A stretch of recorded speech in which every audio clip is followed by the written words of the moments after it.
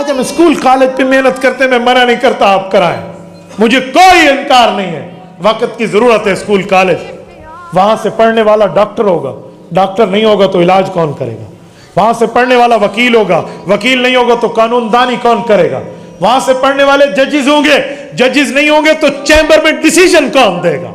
وہاں سے پڑھنے والا بیوروکریٹ ہوگا، وہ نہیں ہوگا تو نظام مملکت کیسے چلے گی؟ وہاں سے پڑھنے والا ملک کا محافظ ہوگا، محافظ نہیں ہوں گے تو سیکورٹی کیسے ہوگی؟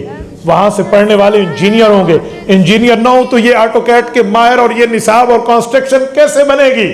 لیکن جہاں یہ ضرورتیں ہیں وہاں ہماری قبر کی بھی کچھ ضرورتیں ہیں، وہاں ہماری دنیا کی بھی کچھ ضرورتیں ہیں، وہاں ہماری آخرت کی بھی کچھ ضرورتیں ہیں۔ اور دنیا پہ محنت کرو اتنا جتنا دنیا میں رہنا ہے، آخرت پہ محنت کرو اتنا جتنا آخرت میں رہنا۔ قبر کوئی ضرورت نہیں ہے، حشر کوئی ضرورت نہیں ہے، آخرت کوئی ضرورت نہیں ہے۔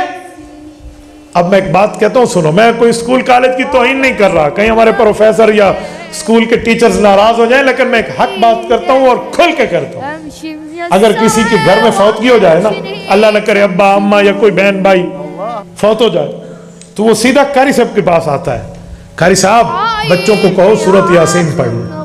آتا ہے یا نہیں آتا؟ آپ بولتے نہیں ہیں، ناراض بیٹھے ہیں، آتے ہیں یا نہیں آتے ہیں؟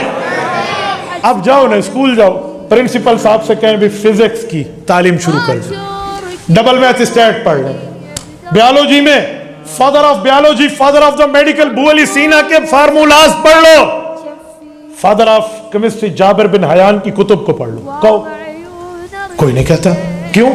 وہ لوگ جانتے ہیں کہ بھئی ان کا تعلق دنیا میں ہے، قرآن اور حضور کے فرمان کا تعلق قبر میں بھی ہے، آخرت میں۔ تو جب ہم جانتے ہیں کہ قرآن کا تعلق وہاں تک ہے تو پھر کیوں نہیں ہم اپنے اولادوں کو قرآن پڑھاتے؟ کیا ضرورت ہے کہ ہم اپنی اولادوں کو قرآن سے دور کر کے بیٹھیں؟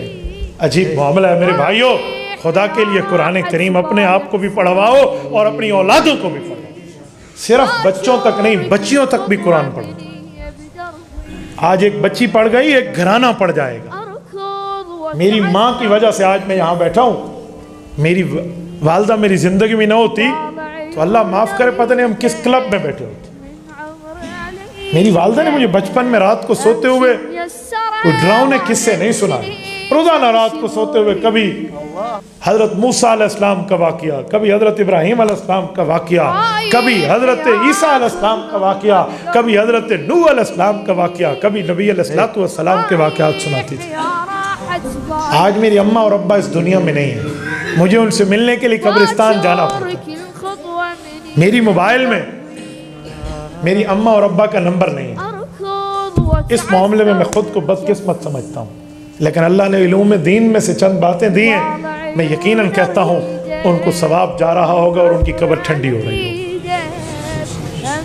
تو میرے دوستو آج اولاد کو پڑھاؤ، کب تک رہو گے دنیا میں؟ کب تک دنیا کے مزے لیں گے؟ کب تک دنیا کو کما کر کھائیں گے؟ اللہ سے لکھوا کے آئے ہیں اتنا سال زندہ رہنا ہے؟ جی نہیں، ہماری بورڈنگ ہو چکی ہے، جسٹ فلائٹ کا ٹائم ہے، وہ کب ہے وہ اللہ جانے، کسی وقت ہی آئے اور فرشتہ لے کر چلا جائے، کوئی نہیں پتا۔ آج دیکھو 14 اپریل 2024 ہے، 14 اپریل 2124 کا جب زمانہ آئے گا، مجھے نہیں لگتا کہ یہاں ہمیں کوئی یاد کرنے والا بھی بیٹھا ہو۔ آپ کو لگتا ہے یہ ریکارڈنگ ہے یا آزان ہے؟ اچھا ریکارڈنگ ہے، پھر ٹھیک ہے۔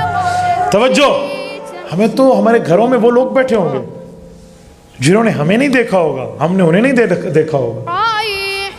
اگر آپ کہتے ہیں بات ٹھیک نہیں ہے تو تجربہ کر کے دیکھ لیں، جس بندے نے اپنے دادے کو نہیں دیکھا وہ اپنے دادے کو کتنا روزانہ ثواب پڑھ کے بھیجتا ہے، اس سے جا کے پوچھو۔